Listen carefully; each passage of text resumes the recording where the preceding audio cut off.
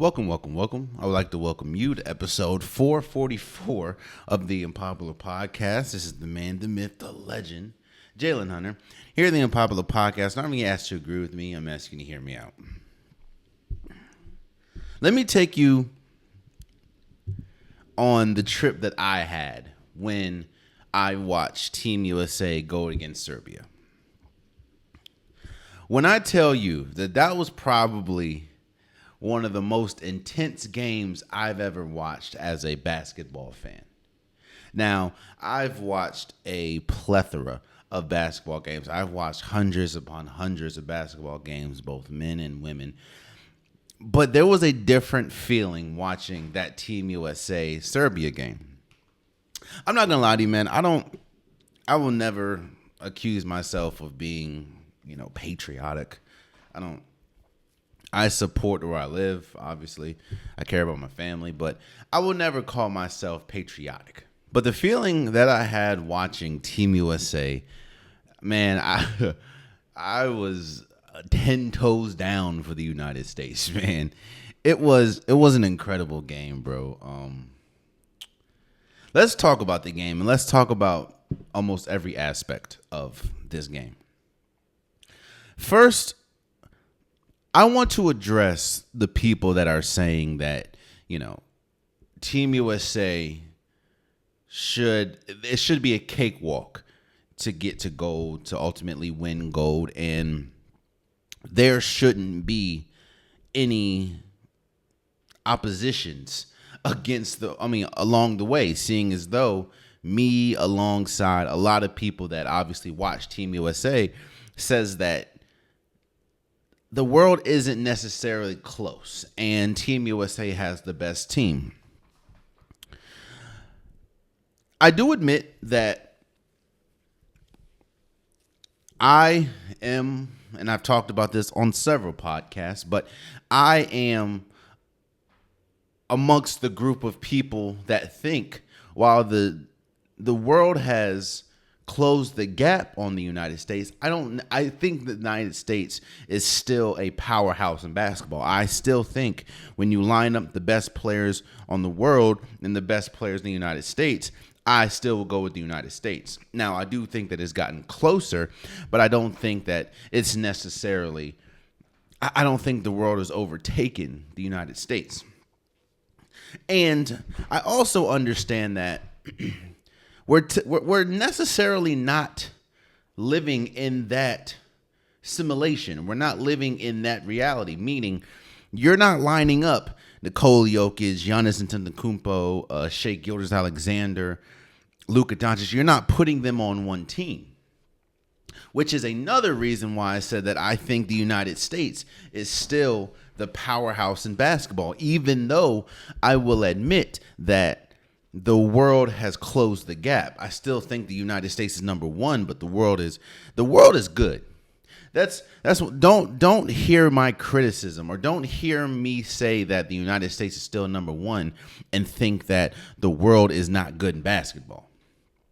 Which kind of brings me to this game. You see, it's incredibly difficult beating a team one time. Even if you have better, now yes, it may be easier than, a series, but beating a team one time is difficult. Beating that same team twice is extremely difficult. When you look at, NFL seasons, and when you see a lot of divisional games, which obviously they play twice, there's a split. If it's close to competition, if the talent gap is close, usually a split, because it's very hard to beat a team twice. Beating a team three times is almost impossible, especially in one season, because this team knows who you are. This team knows your tendencies. This team knows how to stop your tendencies. I'm not saying it isn't possible, but it's one of the most difficult things you'll do. I know when you look at NBA series and the playoffs, and they say you have to win 4 games, and some of those are obviously sweeps and everything. Yes, I understand that, but it's still extremely difficult to beat a team 3 times. And that's what Team USA found themselves having to overcome against Serbia. Mind you, while I did say the United States is still number one in basketball, I make no quarrels in saying that the best player in the world at this very moment is Nikola Jokic, who played for Serbia. So don't hear me say that it's just a landslide victory on talent. No. But I do think when you line everyone up, Team USA has the edge. But when you look at this Serbia game, you got all the fixings of drama. You got all the fixings of high adrenaline, high octane levels of basketball. You got everything that you can ask for in this game. Another thing that I don't like is the whole going in as favorites and stuff. Well, I get it. Don't get me wrong. I think that people put unfair expectations on teams that go in as favorites to whatever competition, whatever game we're talking about. Do not get me wrong. I don't think that there is a universe where Team USA should be losing to Serbia. But going into the Olympics, we said that Team USA's three biggest rivals, three biggest hurdles that they would have to get through, or they could have to get through to get to the gold medal, is Canada, France, actually four, because Germany and Serbia. Let's talk about this Serbian team, because another narrative that I'm hearing is Team USA lost to Nikola Jokic in a bunch of bumps. That's not the case at all. Bojan Bogdanovic, who I don't know if he's been traded or not, but I know that he has been playing for the Hawks. He's pretty good. You have Jokic on the bench, Novak Jokic, who plays for the Heat. They're still talent. You know what this scenario kind of reminds me of? Was it the 2018 Houston Rockets? Now hear me out. The reason why I said that this scenario kind of reminds me of those Rockets team is because when you looked at the construction of the Rockets team, when you had, Chris Paul, you had James Harden, Clint Capella, Gerald Green, PJ Tucker, and they've even said it. That team was solely constructed, solely built to go against the Golden State Warriors, who had Steph Curry, Kevin Durant, Draymond Green, Klay Thompson. That Houston Rockets team was solely built to compete against the Golden State Warriors, which is why you saw them in the Western Conference Finals and have a very heated series. This Serbia team, and you hear people like Brian Windhorst talk about it, and people close to the Olympics. This Serbia team has built themselves up to compete against the Team USA. And what do I mean by that? You see, the underlining thing in this whole Olympics series, in this whole Olympics, is those rules are not the same as professional rules or professional NBA rules. And I love Brian Windhorst said it a lot. One hurdle that Team USA has to get through almost every single year they're in the Olympics is the Olympics rules mirror that of the FIBA rules. And those rules are not the NBA rules, whether we talk about you're able to hit the ball on the rim, the diameters of the court is different. There's a lot. The FIBA is a lot more physical.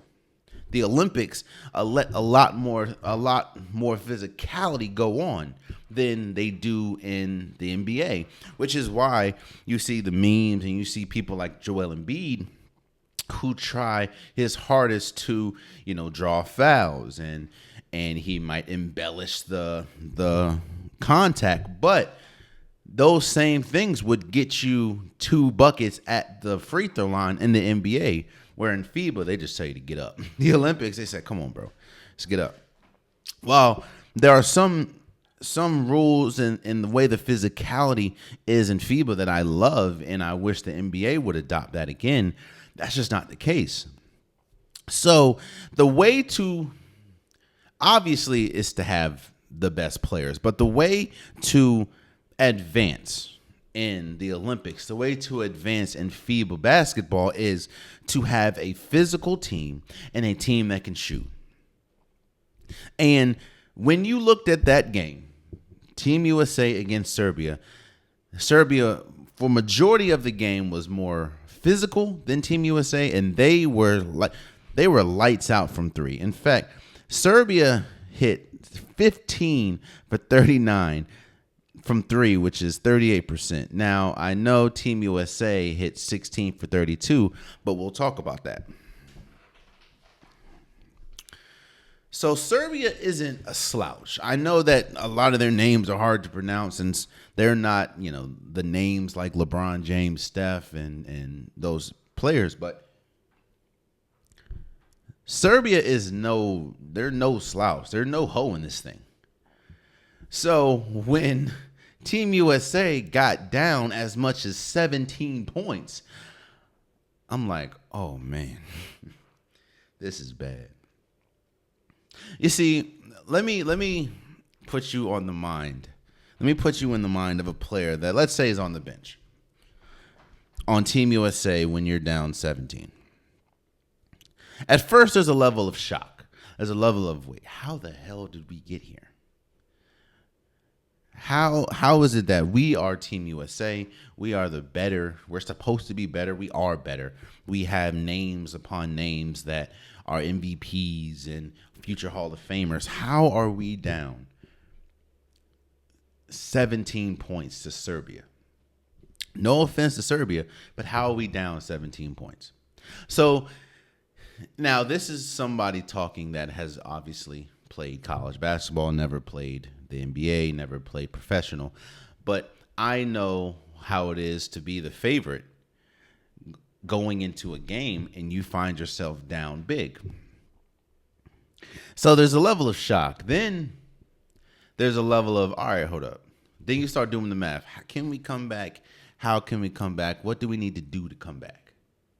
So this is all going through the minds of Team USA when they're down 17 points to Serbia. Now, all the respect in the world has to go to Serbia. They were incredible. Again, while I think Team USA was much better as far as talent, they had the best player. And that's one thing about basketball that's different from sports like football, that's different from sports like baseball. You having the best player gives you an advantage. We've seen countless times one player can win you a game. Now, and that's the difference about FIBA, the Olympics, and the NBA. There is no series here. It's one and done, kind of like, college basketball. It's one and done, baby. So you have to be your best that day or you're out of here. Or if you're Serbia, playing for bronze instead of gold. But they had the better player in They had the best player in Nikola Jokic, and he played incredible. He had 17 points, 11 assists, 5 rebounds. When you play games like this, and nothing is going right, because absolutely nothing outside of one thing was going right for Team USA majority of this game. The beauty about being on Team USA and everything is, the saying is, you never know who it's going to be. While you have a bunch of Hall of Famers, you don't know who it's going to be. Some days it has to be LeBron James. Some days it has to be, you saw one or two of those games, Anthony Edwards was the leading scorer. Like, you never know who it's going to be. And this game, it was the chef. It was Steph Curry. Steph Curry was 1 point away from tying a Team USA or Olympic record for most points. He had 36 points, 9 for 14 from 3, 12 for 19 total in the game. And the thing that I think is going...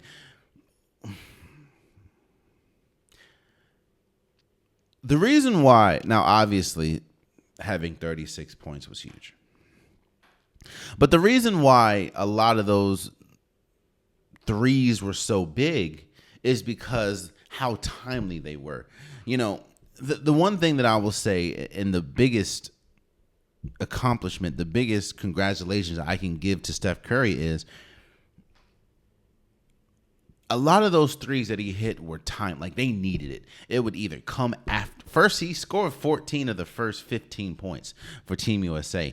When I said there was nothing going right, nobody was hitting. LeBron wasn't doing well. At first, Joel Embiid, no one was doing well. I mean, if you look, the starters, Devin Booker only had 6 points. Drew Holiday only had 3.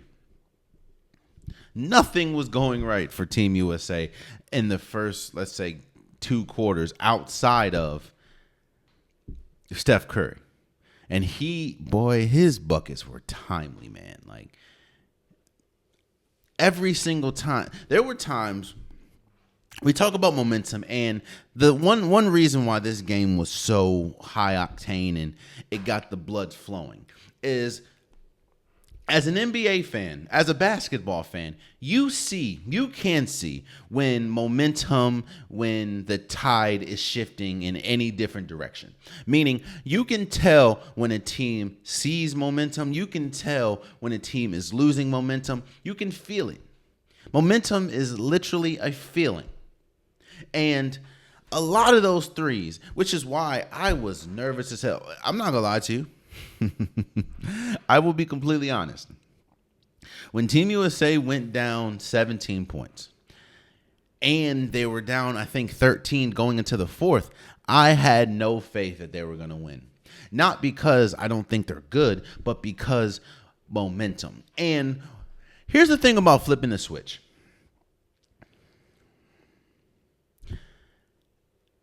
I'm one of those people where I have to see glimpses of the ability to flip the switch. Meaning, there has to be parts in the game where I have to see that, when you play your best, you can overcome X. Just because you have a big name, just because you guys are good, just because you may have the better team. If you have not shown me all game that you are able to flip the proverbial switch and do what you need to do, I don't think you're going to win.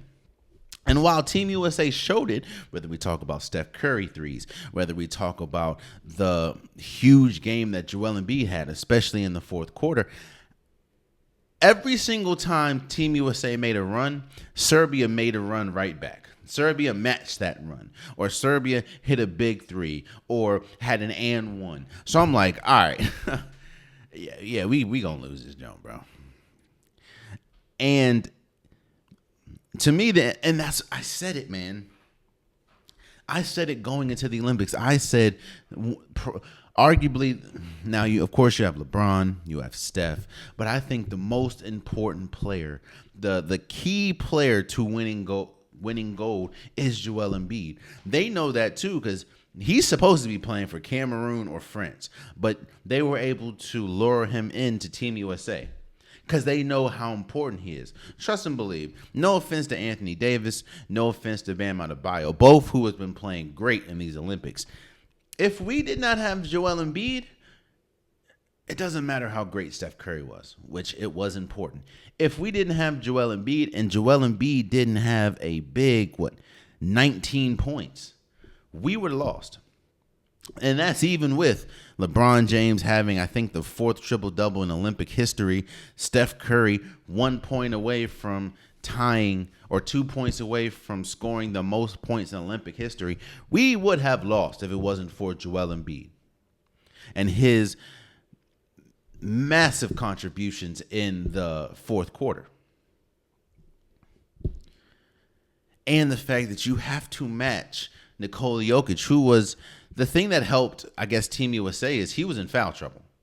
There's 5 fouls instead of 6 in the Olympics and FIBA, so there was only so much he can do. And Team USA locked up in the fourth quarter. That's another thing, bro. Like, Team USA, there was no glimpse of defense majority of the game.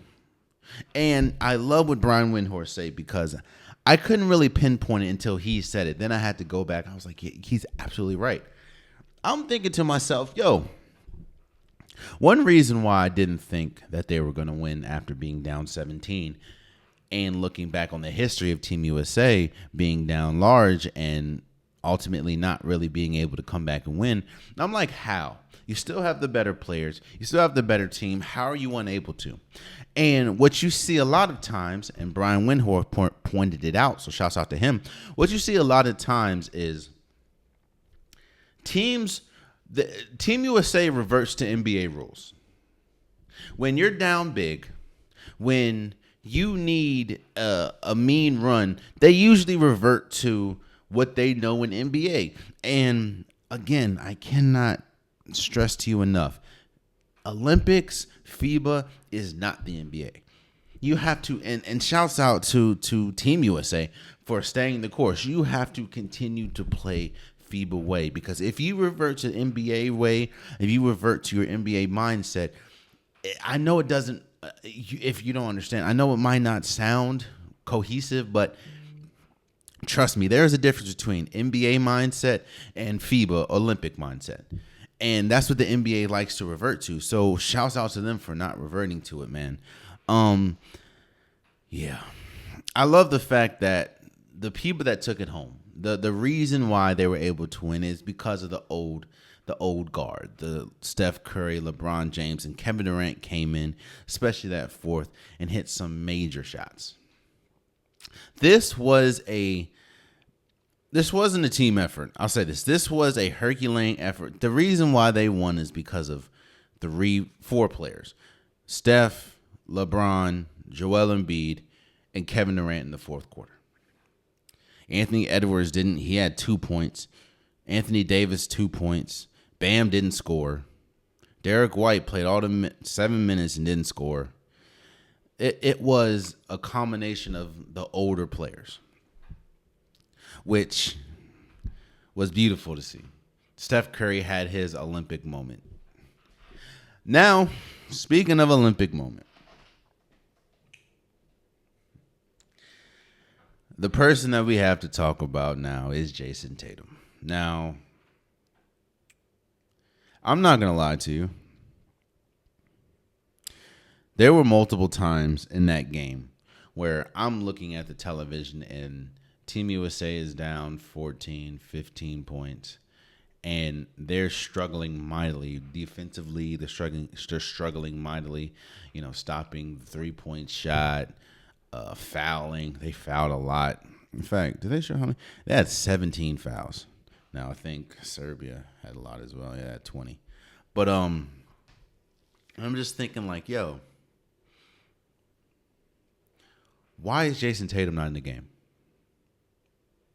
Now, I may be a little higher on Jason Tatum than others, even though I do see faults in the game. But where is Jason Tatum? Why has Jason Tatum not played? I understand that, you have a game plan, you have rotations that you are wed to. But bro, you're down 17. You're down 15. You're down double digits. Obviously, outside of maybe Steph, LeBron, and Joel Embiid, you're not really getting anything from anybody else. This was obviously before KD had the big shots in the fourth, but bruh, put Jason Tatum in.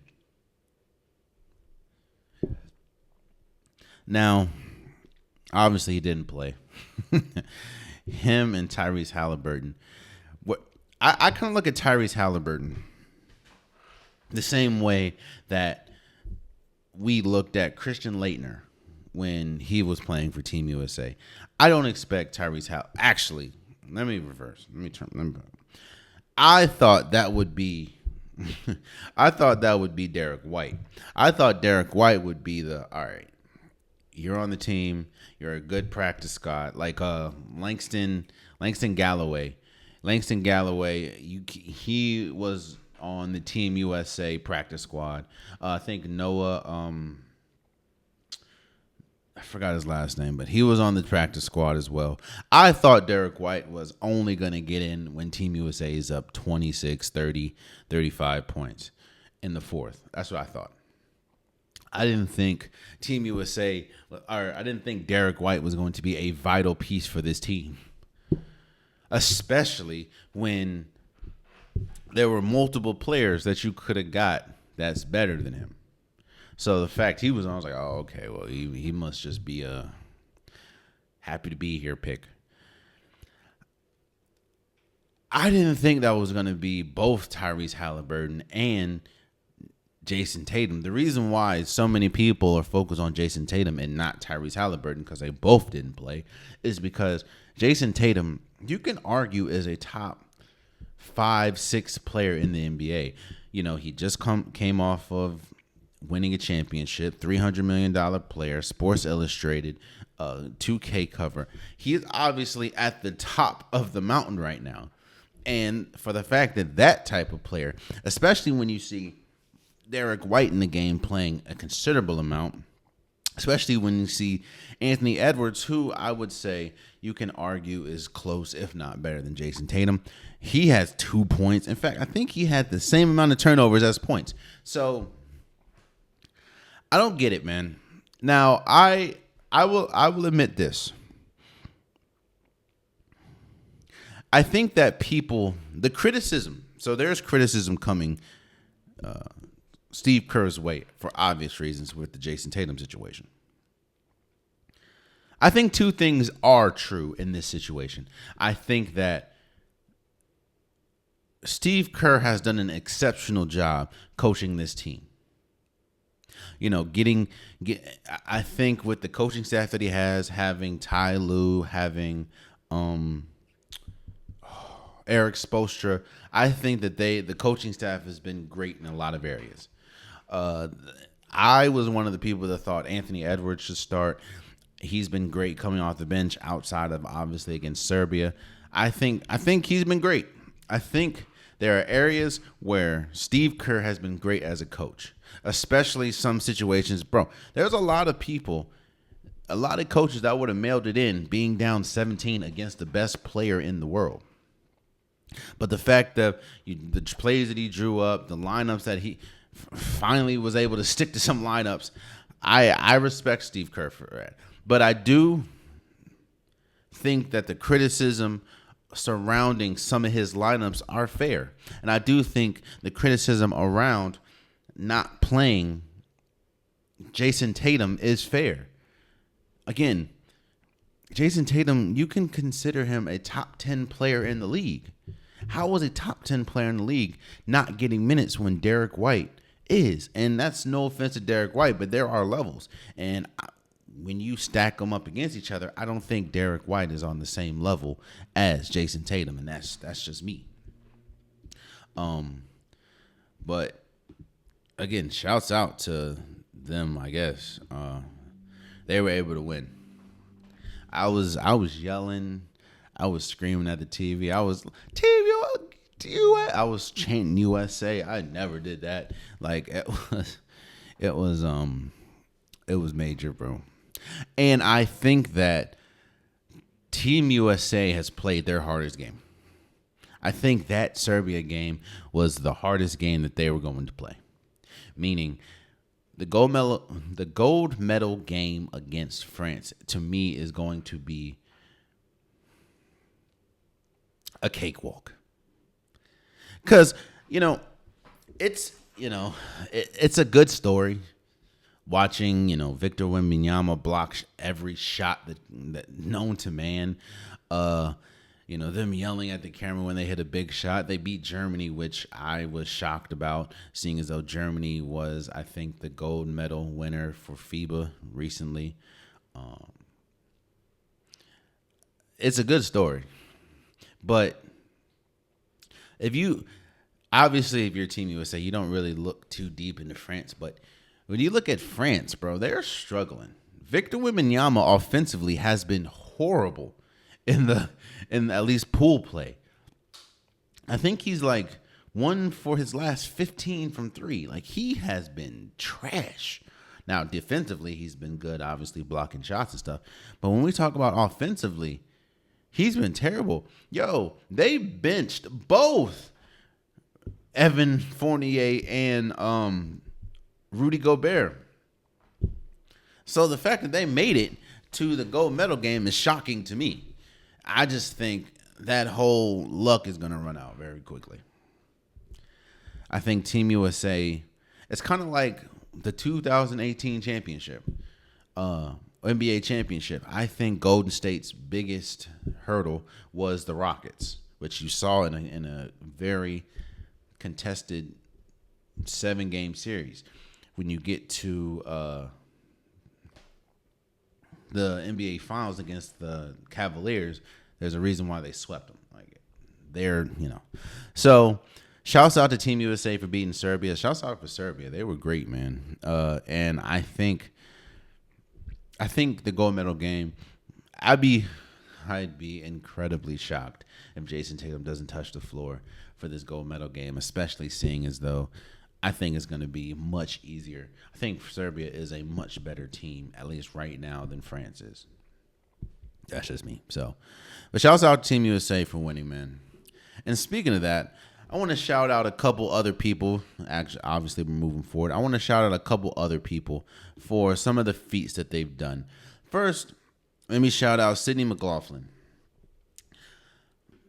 The name, now, Team USA has dominated in these Olympics as far as medal count at this point. It was very close. And now they're almost tripled the next best country. So shouts out to Team USA for that. But Sydney McLaughlin is starting to find herself in a tier list that only the top of top get to. And what I mean by that is the GOAT tier list in whatever sport. Like Michael Phelps. Michael Phelps is the GOAT at the Olympics when we talk about swimming. There is not a person on this earth that is anywhere close to that. I think the next closest person is probably Katie Ledecky. Like, when we talk about the face of swimming, arguably the face of the Olympics, you don't get too much further than Michael Phelps. Simone Biles. Simone Biles is the face of gymnastics. She was incredible. She is incredible. There's a reason why she knows that she's the GOAT. There's a reason why she's widely considered the GOAT of gymnastics, because she is her. That's what Simone Biles is for gymnastics. Oh, P.S. side note. Let's chill out on. Obviously, these aren't all the fans, but some people are very critical and going at Gabby Douglas. Yo, what I think people don't understand is, like, not everyone can do this thing forever. Now, I don't know her personally. I don't know if she said some discouraging. I don't know. But what I do know is this.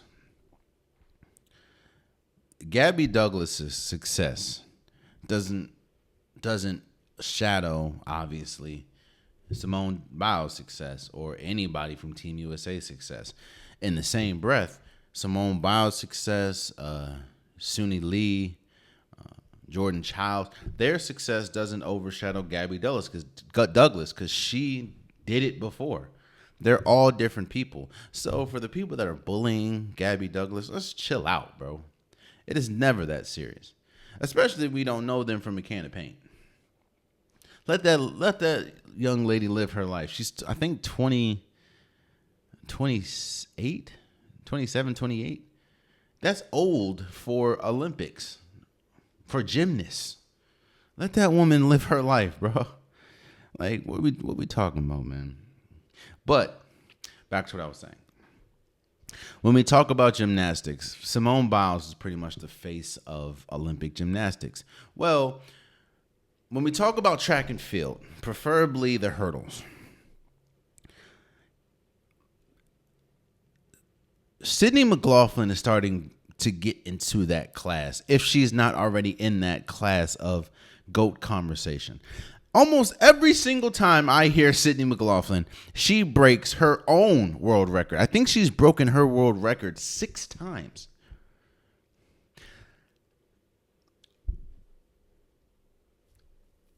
One reason why Rebecca Andrade was so large and so big this Olympics is because usually when there's somebody like Simone Biles in the field, there isn't, even in Team USA, there isn't usually a competitor close to that person. When Michael Phelps was doing what Michael Phelps is doing, there really wasn't a competitor close to him. It was him in the field. If he lost, it was a major upset. There really wasn't much. There really wasn't too many people that can say, oh, I'm on the same level or close to Michael Phelps or Simone Biles. So the fact that someone like Rebecca Andrade not only was close to Simone Biles but beat her in a competition, that's why she was so big in this Olympics. Also, obviously coming off the ACL injuries and everything, but the reason why, if you're even close to these people, you get recognized, is because usually what we're seeing with Sydney McLaughlin in this instance is there's not anyone really close. Like, think about it. The world record she set was 50.37 for the 400-meter hurdles. 50.37 seconds. The next best person, the person that won silver, shouts out to, I think it was Anna Cockrell. Yeah, Anna Cockrell. She did it 51 seconds. Almost a whole 2 seconds more. And she was American, so shout out to her. So what I'm saying is, this is me honestly saying congratulations to Sydney McLaughlin for winning gold and completely dominating in the women's 400-meter hurdles. She is the epitome of, when I think about women's track, there's a few names that come to mind at this point. American women's track. There's Allison Felix. There's Flojo. There's Sha'Carri Richardson. Shouts out to her. And now that there's Sydney McLaughlin. And honestly, I'm putting Sydney McLaughlin way up before Sha'Carri Richardson. No offense to her, but we're talking about someone that almost every single time she touches a track, she breaks the world record, which she has set. Again, she's done this like 6 times. So shouts out to Sydney McLaughlin for continuing to just be great. And again, I think she's starting to, if she's not already there, she's starting to creep into that GOAT status. When we talk, there's multiple, Usain Bolt's in there, Simone Biles, Michael Phelps, and I'm starting to think Sydney McLaughlin, especially for how dominant she is in her field, I'm starting to think that she is creeping ever so slightly in that category, man. So shouts out to her. And shouts out to everyone, man. Noah Lyles. I know people want to kill Noah Lyles, but how are you going to, because he finished, so the race that he is strongest in, which is the 200 meter, he finished bronze. Obviously, coming off the backs of him winning gold in the 100 and, the comments about the NBA championship. People obviously want to see him lose. And the fact that he didn't win gold, people were ready. But I think it's an even greater feat, the fact that he won gold. I mean, he won bronze in the 200 while having COVID, like strong COVID too. The man couldn't. He was. That's why he was crazy. Like he was dead tired, and the fact that he won bronze with COVID is crazy, man. Shouts out to him. Shouts out to Jasmine Moore for being the first. I don't know if it's first Olympian ever, but first woman Team USA women's Olympian ever to medal in both the triple and the long jump. Yo, we are dominating, bro. We're in. Shouts out to everyone that's participating in the Olympics, bro. All of you guys, whether it's gold, whether it's bronze, whether it's silver, man. Shouts out to every single person that is participating. Shouts out to I was a little harder. Was it Quincy? I forgot his last name, but the 16-year-old that was in the 400 relay didn't do too well, but again, he's still young. This is his first Olympic experience. Shouts out to him. Team USA, and at least in the heat, was still able to finish third, meaning that they're still able to participate in the 400-meter final. Shouts out to every single person, man. Shouts out to you guys. I can't say this enough.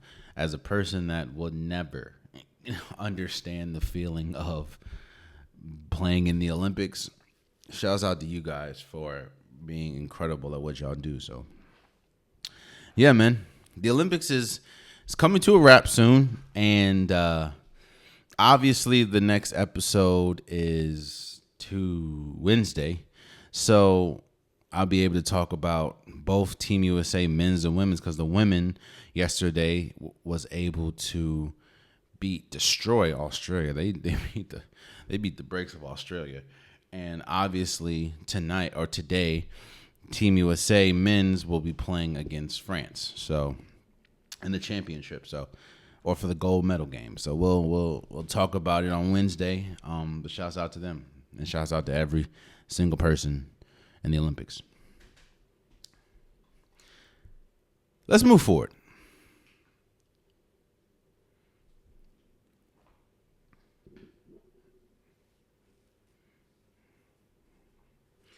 I understand it.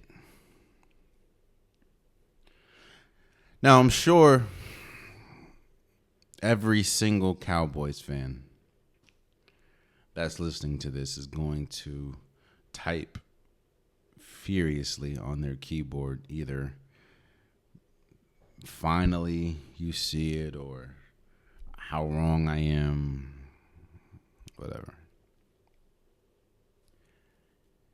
But I see it now, in my opinion. This is obviously my opinion. It was very hard to pinpoint where the blockage was when we talk about success and the Dallas Cowboys. What I could never understand and what I could never wrap my head around is how a team can year after year after year exude dominance in the regular season. And I'm not talking about like just slightly better than the rest. Usually the Cowboys are one of the best teams in football in the regular season. So how can that team, year after year after year after year after year, not see playoff success? Now, you can say it's Dak Prescott, bro. Dak Prescott's the one. Well, yeah, they were struggling with Tony Romo. They were struggling with everyone they've had. Devontae Murray, Dez Bryant, now CeeDee Lamb, Amari Cooper, Ezekiel Elliott when he was in his prime. They've had a plethora of talent. And again, they usually dominate the regular, but I never really could understand, because obviously you want to blame you want to blame the quarterback, but the quarterback, this has happened under multiple quarterbacks. But it hit me like a ton of bricks. Was it the other day when Jerry Jones was asked a question, simple question. The question was, do you feel pressure? Do you feel like you have to hurry up and get a deal done with CeeDee Lamb? Now, for some reason, I'm not one to condone lying. I don't really lie. I don't have a reason to lie. I think if there is an option to tell the truth or to lie, 9 times out of 10, you should lie. You should tell the truth. I'm sorry. But there are instances where the truth probably shouldn't be said. And if you don't want to lie, you probably should just say next question. You probably shouldn't. You should answer very vaguely. But there are instances where the truth probably should not be said. This is one of those instances. Jerry Jones says, no, I don't feel any pressure to get, or I don't feel like I need to hurry up and get a deal done with CeeDee Lamb, who, might I add, is one of the best wide receivers. You can argue a top 5 wide receiver in football. It hit me. Now, obviously, as someone that's not a Cowboys fan, I'm not, always checking for Dallas. But what I will say is this. This whole offseason, actually, let's couple that. Last year and this whole offseason is a prime example of why the Cowboys are who they are. You see, let me tell you what Jerry Jones has done as of right now. I'm not talking about the accomplishments. I'm not talking about the past. I'm talking about Jerry Jones's actions, what it has done. Jerry Jones' actions has essentially cost him and the Dallas Cowboys millions upon millions of dollars by his patience and his inactivity, both in the draft and in free agency. Because if you look around, you see people like Trevor Lawrence get paid. You see people like Jordan Love get paid. You see people like Tua Tagovailoa get paid.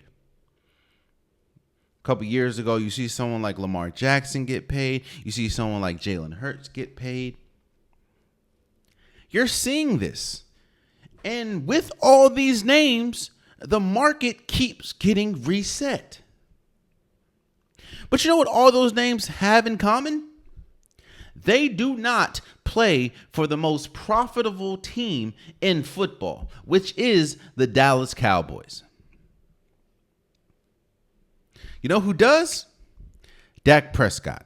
And while no, I'm not going to say Dak Prescott is as good as someone like a Lamar Jackson. But what I will say is you can line up all the quarterbacks I just named, and outside of Lamar Jackson and outside of probably Jalen Hurts for getting to a Super Bowl, you can compare Dak Prescott's numbers to a Trevor Lawrence, to a Jordan Love, to a Tagovailoa. And what you see is he is close, if not better than them. So what Jerry Jones has done is he's let his inactivity cost him more, because every single time a quarterback gets paid, Dak Prescott's price goes up.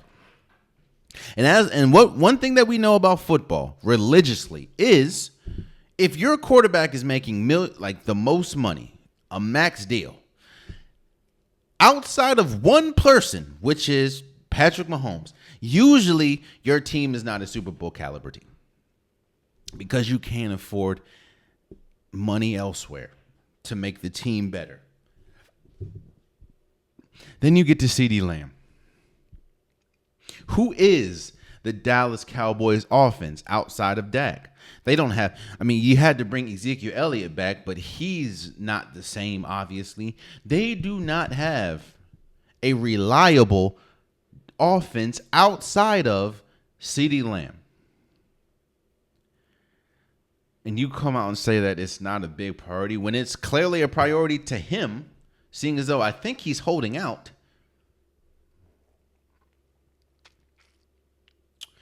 Oh, and I totally forgot about your best player in Micah Parsons, who is up for a deal.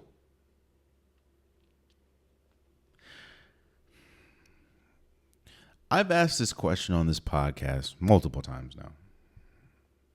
I've asked,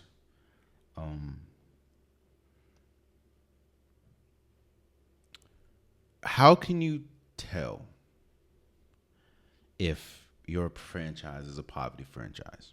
Now, for all the people that's about to go crazy, I'm not calling the Dallas Cowboys a poverty franchise. They're the most profitable franchise in football. And they are still usually one of the best regular season teams. Even with Mike McCarthy, even with all this stuff, even with Jason Garrett, they were still winning regular season games. But the question I was also asking, how did the Dallas Cowboys get to this point where clearly, even if they want to admit it or not, their backs are against the wall? They're pinned to a corner because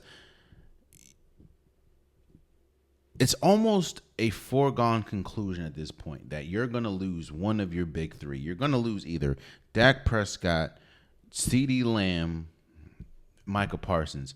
And there's actually a good shot that you could lose at least two of them. And you want to talk about this championship window. The actions of Jerry Jones has not allowed this championship, has not allowed that window to open since Jimmy Johnson. Look, man, I understand that Jerry Jones is probably the most famous owner, maybe in sports. But a lot of that is because of he is the one that controls the narrative. He's the one that has his own, radio spots in Dallas. He's the one that's always has his face in the screen talking about something after games. He's done, and I respect it. That's a good business move.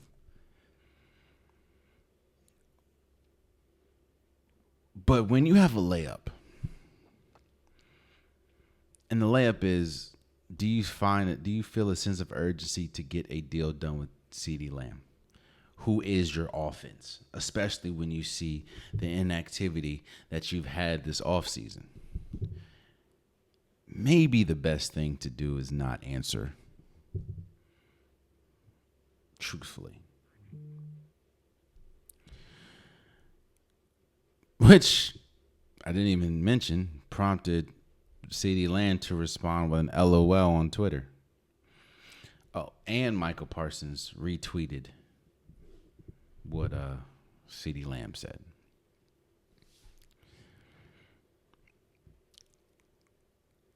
The reason why the Dallas Cowboys seem to not be able to get out of their own way and seem to always be on the cusp of a championship caliber team and then ultimately fall short is usually because of Jerry Jones.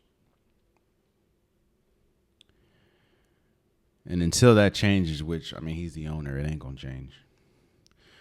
I'm not saying they won't win, but what I'm saying is it'll be mighty tough. Speaking of mighty tough, let's move forward.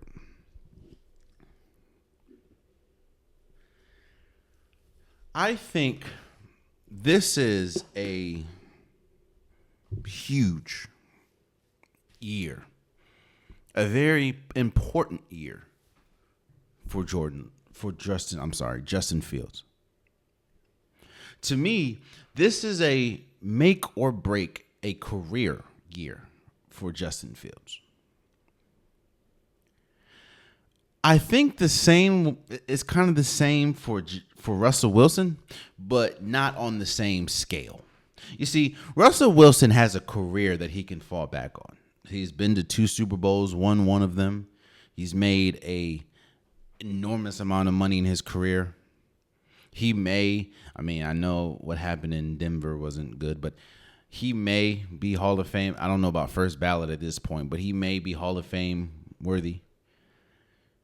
Russell Wilson has a career that he can fall back on if it doesn't work for the Steelers. Now, yes, if it doesn't work for the Steelers for Russell Wilson, I think that his days in the NFL are numbered, because if you don't work with Pete Carroll at the end, if you don't work with Sean Payton, and now you don't work with Mike Tomlin, at some point they're going to look at you like, yo, these are, if you look at record-wise, these are all great potential Hall of Fame coaches that you weren't good at. At some point, it can't all be you or them. It has to be you somewhere. So I think that if it doesn't work for Pittsburgh, I'm not saying you have to win a championship, but if it doesn't work for Pittsburgh, it's going to be tough for Russell Wilson to continue his career, but he has a career to fall back on. And it ain't like, you can look at old age, you can look at just the wear and tear, and just be like, yeah, well, it was over with, and it was just a quick career, but it was over with for Russell Wilson. Justin Fields is different. I think Justin Fields is almost 10 years younger than Russell Wilson.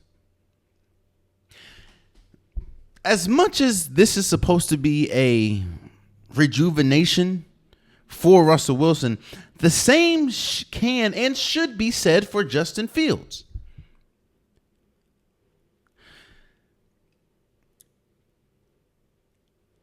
It did not work in Chicago with Justin Fields, which is why he is here. Remember, they traded up to get Justin Fields. And you can say what you want about bringing pieces around Justin Fields and not bringing pieces around Justin Fields. All can be accurate. All can be true. But that doesn't negate the fact that we are here. And he is a Pittsburgh Steeler and not a Chicago Bear. And we all know that the Chicago Bears thought that they were going to go a different direction with Caleb Williams. I understand. But when you're a draft pick as high as Justin Fields, you're going to get multiple chances. Because you don't want, especially in the NFL, you don't want to lose, or you don't want to essentially admit that the draft pick that you selected just wasn't it. It didn't work for Justin Fields in Chicago. And I feel that it needs to work in Pittsburgh. Because unlike Russell Wilson, Justin Fields does not have a long career, doesn't have a $300 million career that he can fall back on. You see, if it doesn't work for Justin Fields here, and I'm not liking what I'm hearing out of Pittsburgh camp, the fact that there is still a quarterback battle, even with Russell Wilson being injured, concerns me for Justin Fields.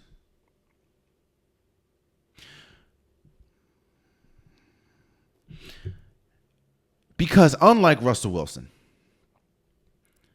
Justin Fields' career still has more in front of him than behind him.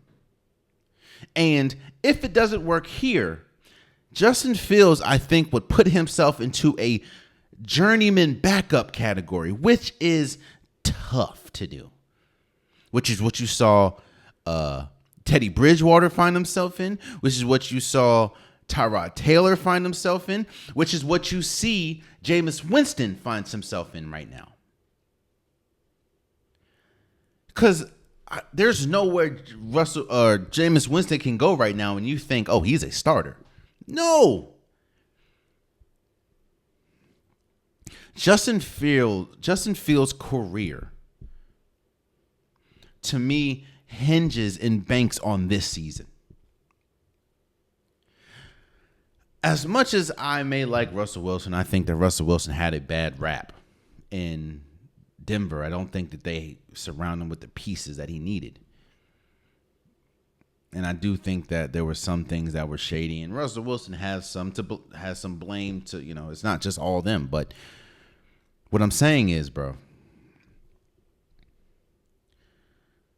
as much as I like Russell Wilson, Justin Fields needs to win this starting spot, especially with Russell Wilson being out a lot of camp because of an injury. And, you need to look like a starting quarterback in this league consistently.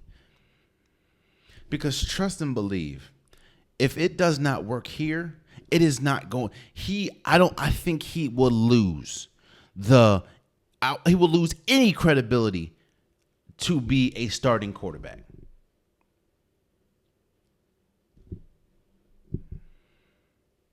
Justin Fields needs this.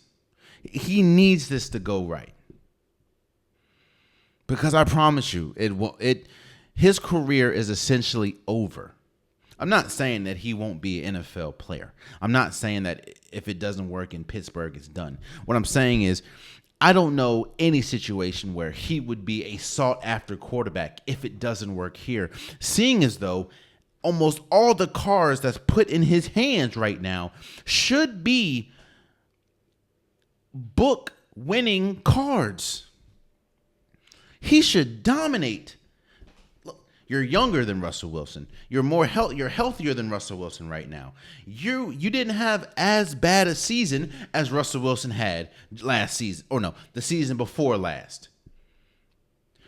Your career, you're young. Your career is. You have much more in front of you than behind. Unlike Russell Wilson, all the cards. If we're playing spades, all the cards in his hand should be winning cards. He should win every single book with these cards. If he doesn't play this right, and if he doesn't, and the reason why I'm talking about this is because obviously the NFL season is about to start, so we're about to get back into NFL and talk a lot about NFL. But reports are coming out that he hasn't won the starting job, and that right now it shouldn't be a competition. Justin Fields' career, as we know it, is on the line this year. And I think the first domino is going to fall if he doesn't win the starting position. And I'm not saying that's the end of his career, but if he doesn't, and let's say by week 5 or 6 he doesn't start, yeah, it's going to be tough.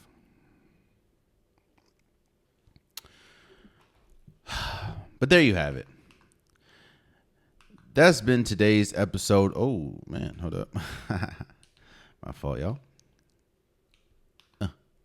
That's been today's episode of the Unpopular Podcast. I truly, truly, truly appreciate you guys. If you want Unpopular Podcast shirt, hoodie, sweater, long sleeve joggers, the link is in the description below. I have multiple different colors, multiple different designs. Get your Unpopular Podcast merch today. Also, please subscribe to the YouTube channel. I'm trying to get as many subscribers as possible. I appreciate everybody that has subscribed, everybody that continues to subscribe. If you like the content, if you're this far and you haven't subscribed, bro, I don't know what to tell you. But if you like the content, tell a friend to tell a friend to tell a friend to subscribe. It means so much. Also, I understand that there's some people that only listen to me on DSPs. There's some people that only watch me on YouTube. So for my DSP listeners, whether that's Apple Podcasts, Spotify, SoundCloud, please follow. Please subscribe. It means so much to me. I appreciate no platform is more important than the other. I appreciate every single person that continues to support the Unpopular podcast. I mean, we're 444 episodes down, bro. I appreciate all you guys. So thank you, thank you, thank you, thank you. And please subscribe. Also, please follow the socials. Follow Instagram. Follow TikTok. I understand that sometimes the quickest way to get to me is always social media. I understand that there are some takes that you don't like that I say. That is probably the best place where we can debate. If you keep it respectful, I don't mind going back and forth. It just means that you're passionate about whatever we're talking about or whatever we're debating, and B, you're listening to me, which I appreciate. Again, you keep it respectful. I don't mind going back and forth. But follow the socials, Instagram, TikTok. A lot of the reels that you see on YouTube that I have to cut down to a minute, they're usually longer. So if you want to see the full reel, go to YouTube. Go to Instagram, go to TikTok, and you can see it there. Again, I appreciate you guys. We will talk about the gold medal games, which are happening today and Sunday, I believe. Talk about those Wednesday, along with, I guess, wrapping up the Olympics. So until next time, much love.